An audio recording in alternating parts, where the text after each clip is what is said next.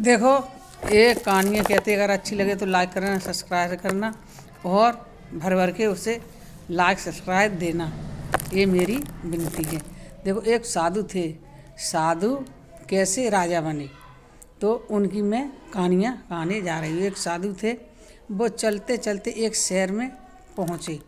वहाँ का राजा और उस शहर का दरवाज़ा बंद हो चुका था, क्योंकि रात हो चुकी थी। तो शहर का दरवाज़ा बंद हो गया था। साधु ने सोचा, चलो अब हम कहाँ जाएंगे, यहीं लेटे जाते हैं। वहीं वो अपने सो गए दरवाजे के पास। और इधर क्या होता है कि शहर में राजा था वो शांत हो जाता है, मतलब ख़त्म हो जाता है। तो वहाँ पर जो उनके भाई बंधु थे, तो उन्होंने तो ये नहीं सोचा कि इस बॉडी को पहले ठिकाने लगाएंगे, सुबह उसके बाद बंटवारा करेंगे।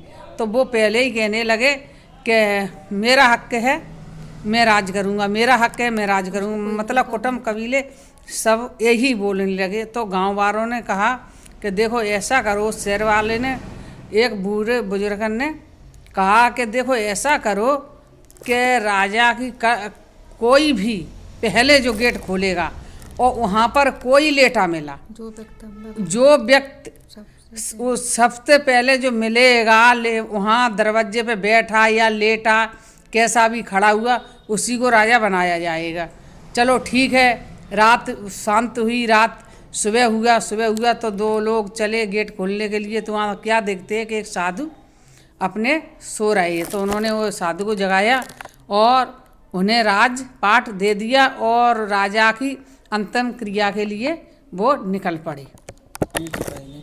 तो वहाँ जैसे ही अंदर आए साधु, तो साधु को जब हथनी ने उठा के अपनी पीठ पे बिठा लिया, वहाँ भी संदेश हो गया कि राजा बनेगा।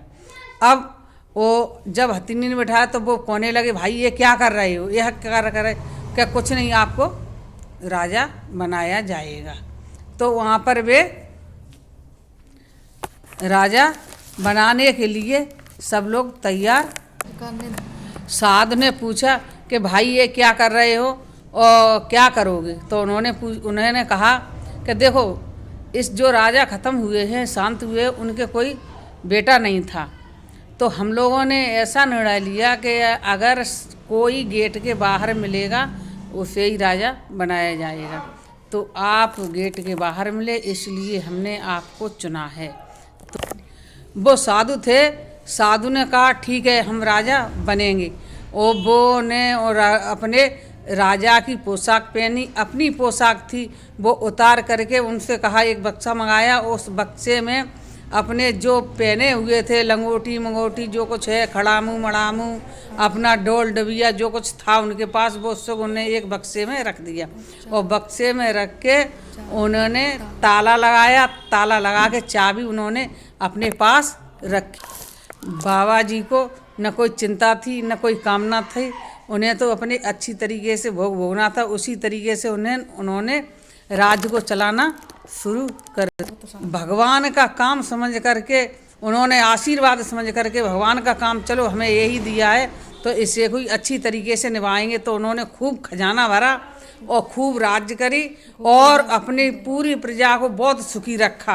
अब उनके उस राज्य पर एक पड़ोसी देश की नज़र हुई।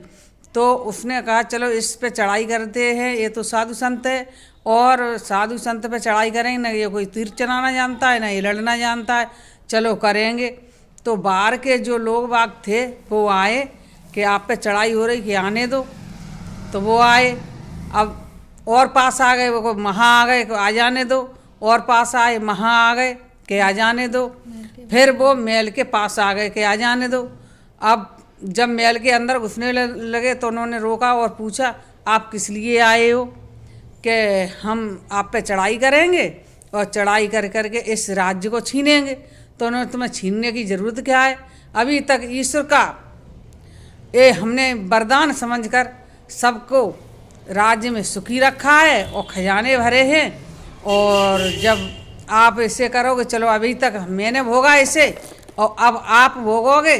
तो उन्होंने अपनी ताला खोला और अपने जो लंगोटिया फंगोटिया रखी थी वो साली अपने राजवस्त्र उन्हें पहराए और उन्हें दे दी पूरी राज, और अपने पर जो लंगोटियाँ लगाई वो अपने आराम से निकल गए। तो इसी से क्या सीख मिलती है, जैसे भगवान रखता है और जैसे राखता है उसी तरीके से रहना चाहिए। अभी तक तो हम कर रहे हैं, अब कोई और करेगा, वैसे ही करना चाहिए कि जैसे घर में एक सदस्य करता है, जो बूढ़ा सदस्य हो जाता है वो चला जाता है तो उसका बेटा संभालता है, वो चला गया तो उसका बेटा संभालेगा, मतलब नाती पंती बराबर संभालते जाते। तो इसीलिए ऐसे ही संभालते चलो और किसी का बुरा न सोच के सबकी भलाई सोचो, अच्छा ही सोचो।